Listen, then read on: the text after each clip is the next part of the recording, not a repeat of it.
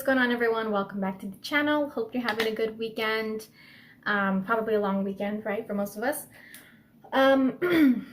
If you are new, make sure to subscribe. Don't forget to leave a thumbs up if you like this video, and follow me on Twitter at SuperHypeDC. Check out the links in the description for my merch, the Autumn Snyder AFSP fund, and the link to my Twitter profile.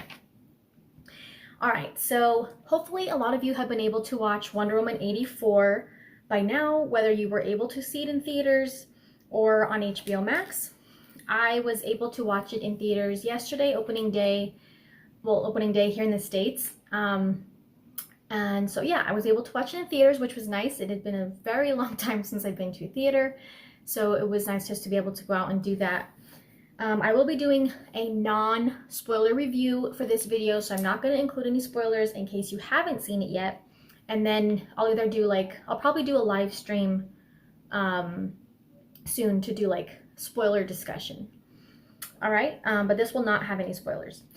So overall, just before I get into details, not spoiler details, but more, specific things, overall, I really, really enjoyed the movie. There were things about it that I was glad to be kind of proven wrong on. Not completely proven wrong, but for instance, I thought there were going to be some, more kind of cheesy moments, and there are moments of that. There are some things that are kind of could have done without that. But, most of those things are in the scenes that were released, like the desert scene when she's running after those tanks, and the mall scene. And so seeing those scenes, watching them as a whole, they were not cheesy as a whole, but there were tiny little moments here and there. But it's set in the 80s, so you kind of expect some of those things. But as a whole, I really, really, really enjoyed the movie, and I'm definitely looking forward to watching it here at home again on HBO Max. The cast, of course, was great. I've always loved Gal Gadot as Wonder Woman, and Chris Pine as Steve Trevor. So it was nice to see his return. Patty Jenkins was right when she said a long time ago that they're not going to bring him back in a gimmicky way. I appreciated the way he was able to be in the movie. It was not a gimmick, and it did not diminish, the way we saw him exit the movie in the first Wonder Woman. People are definitely right. There's been a pretty popular opinion that Pedro Pascal is a highlight of the movie. He definitely plays the role very well. I was very impressed with his performance, and I thought he played the role very, very well.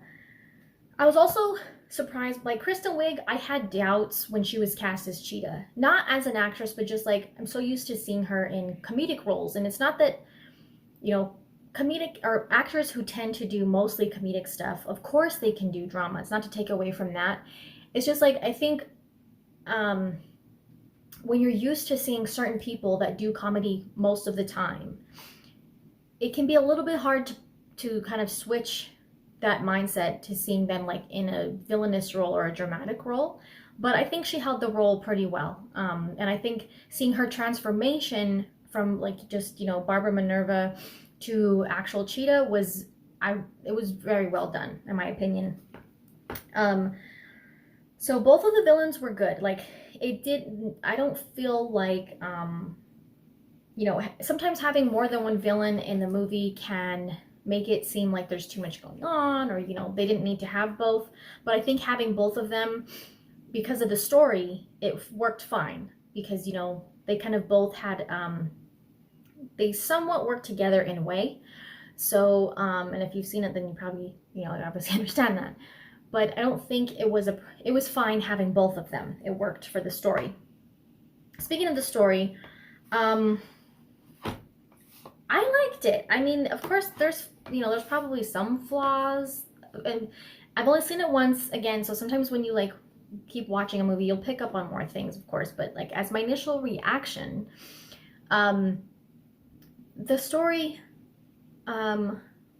there were probably some things that could have been done a little bit better, but overall, I enjoyed the challenges that Wonder Woman faced And this movie is definitely more, it probably has more Diana things than Wonder Woman things. Like, but it's still a pretty decent balance. Like, I guess if you compare it to the first Wonder Woman movie, that movie is her origin story. So it's like all about Wonder Woman, right? It's all about her venturing out into the outside world and, kind of using her, exploring her abilities and, finding out kind of really what she is, and that she's not just another Amazon. She's different.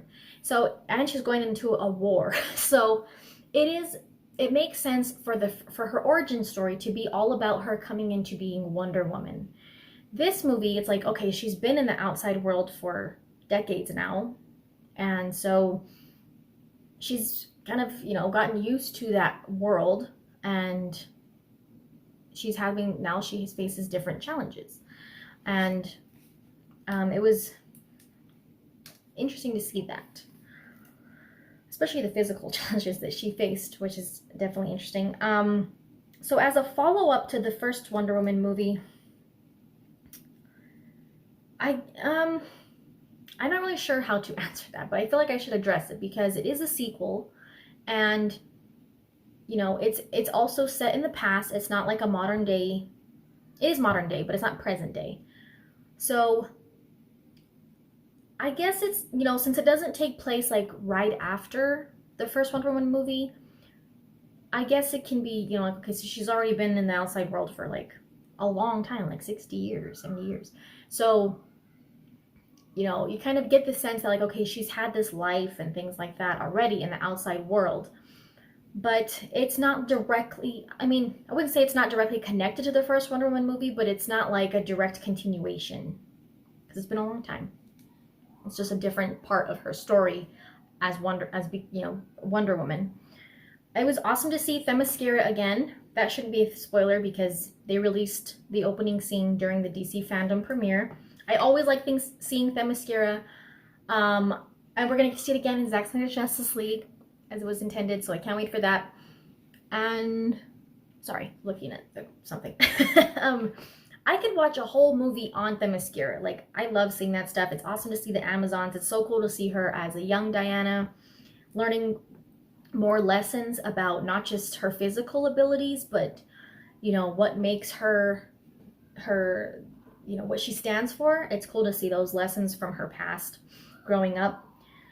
And, getting to see her, Hippolyta again, and Antiope, seeing her doing things that the grown-up Amazon women are doing as just a little girl, So now, going back to like the 80s vibe of the movie, it is set in the 80s. So again, like, sometimes you feel those little like cheesy moments here and there. But again, as a whole, the movie is not that way.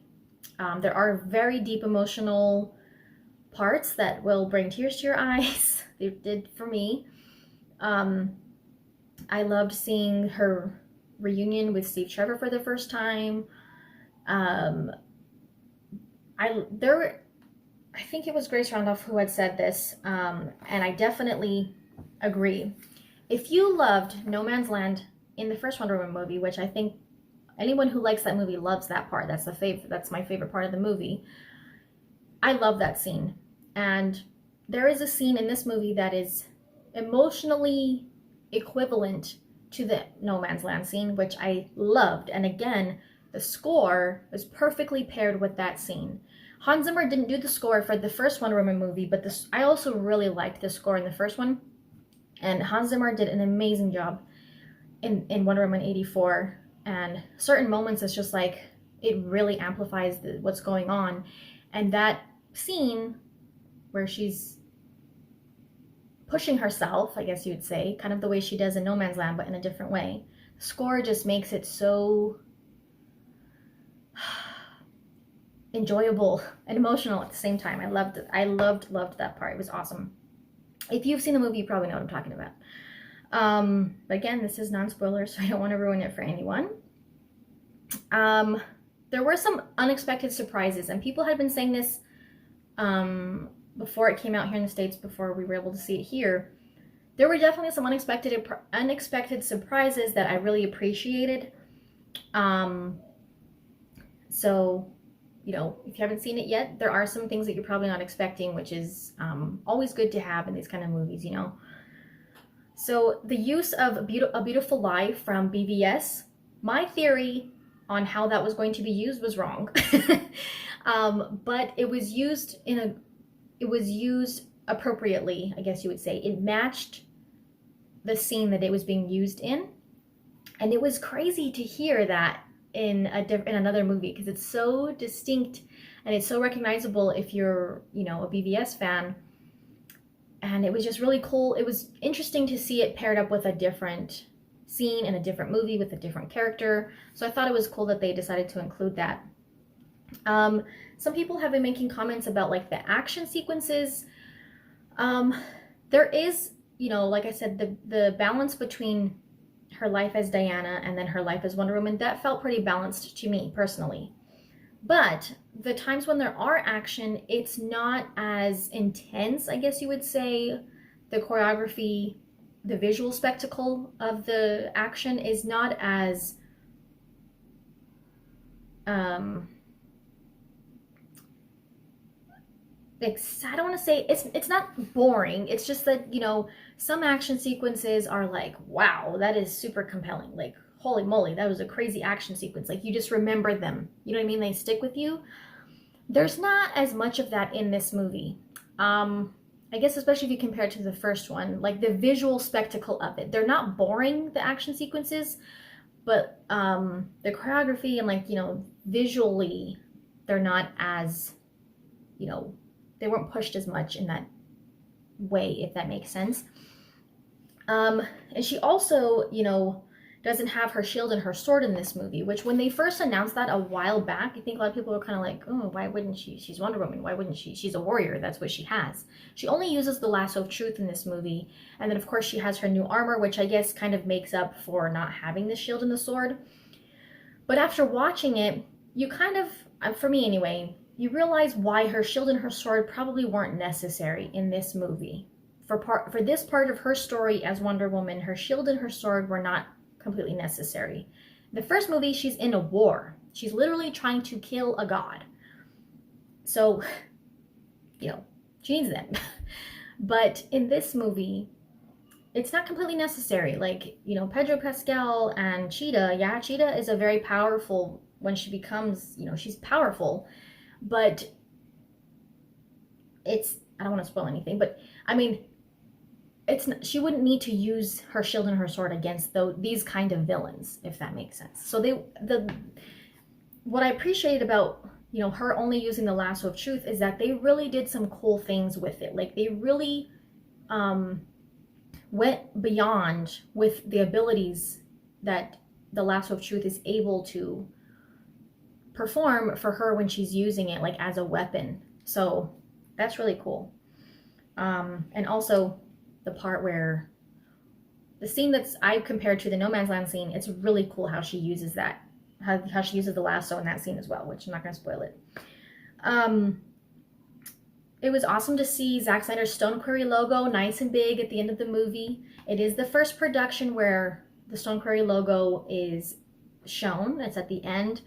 If you sit through all the credits, you see it nice and big. So it's awesome to see Zack and Deborah's production on there, and as well as their names in the beginning credits of the movie. Now the credit scene, I'm not going to spoil anything again, but it was I really appreciated it.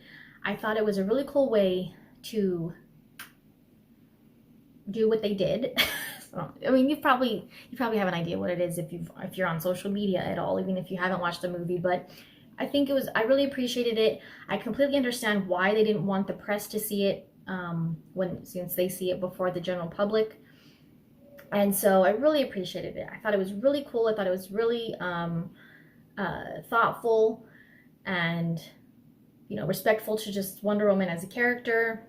And it was really cool. And how it also tied back into the history behind the golden armor in the movie, because I didn't know that we were going to get a history on that armor in the movie. So it was cool to hear that history and then see how it tied into the credit scene.